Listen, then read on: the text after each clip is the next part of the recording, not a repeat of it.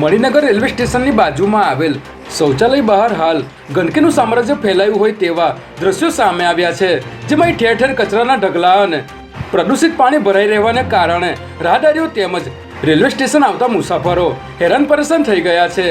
હાલ શહેરમાં ઝાડા ઉલટી તેમજ નાના બાળકો માટે ખતરારૂપ ચાંદીપુરા વાયરસનો ભય ફેલાયેલો છે. ત્યારે રેલવે સ્ટેશનની બાજુમાં જ શૌચાલયની બહાર ખૂબ જ મોટા પ્રમાણમાં ગંદકી તેમજ ઠેર ઠેર કચરાના ઢગલા હોવા છતાં તંત્ર સમયસર સાફ સફાઈ કરાવવામાં આંખ આડા કાન કરી રહ્યું છે, જેના કારણે રોગચાળો ફેલાવાનો પણ ભય ઊભો થયો છે.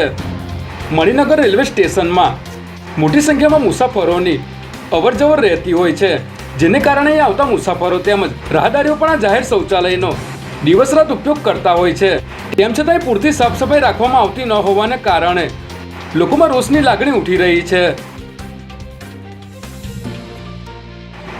અમદાવાદના હાથીજણ ગામમાં ગતરોજ મોહરમના તહેવારની ઉજવણી કરવામાં આવી હતી. ત્યારે હાથીજણ ગામમાં આવેલ સંઘ સર્કલ પાસે ઉમ્મીદ ગ્રુપ દ્વારા ઇમામ હુસૈન અને તેમના સાથે 72 સાથી કબલા શહીદની યાદમાં રોડ પરથી પસાર થતા તમામ હિન્દુ મુસ્લિમ ધર્મના ભાઈઓને ઠંડા શરબતનું વિતરણ કરી ઉમ્મીદ ગ્રુપે માનવતાની એકતાની મિસાલ પેશ કરી હતી.